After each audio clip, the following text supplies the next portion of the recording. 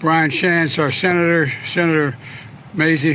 By the way, Maisie, I told my granddaughter, whose name is Maisie as well. She said, that's why I like her. Anyway, but her name is Maisie as well. And Jill Takuda, Representative Ed Chase. What's the boss's name? I said, how you doing, pal?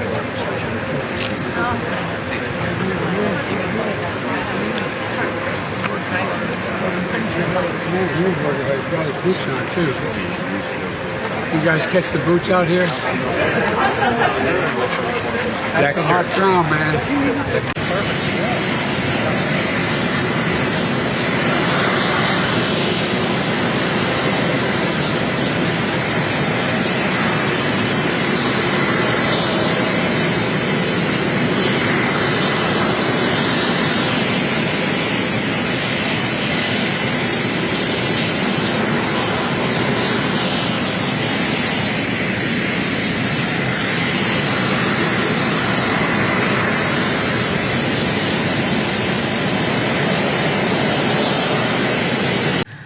But at any rate, I want to thank you for your leadership and during this unimaginable tragedy. To my left.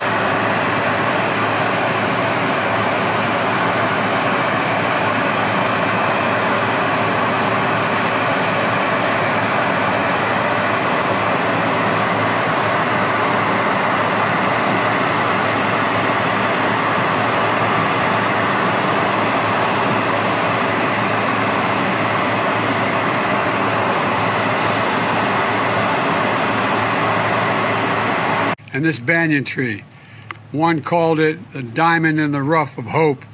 Another referred to fire cannot reach its roots, what he said. Fire cannot reach its roots. It really is outrageous. You can't make it up. The Biden administration inherited around $260 million worth of border construction materials from the Trump administration. They immediately put it in storage on day one, or when Joe Biden said he wasn't going to build the wall. They've now paid $300 million to store it for 2 years, more than the cost of the material themselves. But as soon as Senate Republicans, led by Senator Roger Wicker, who is the leader of Republicans on the Armed Services Committee, began poking around and asking questions about it earlier this year, the administration began to sell these materials for less than 2 cents on the dollar.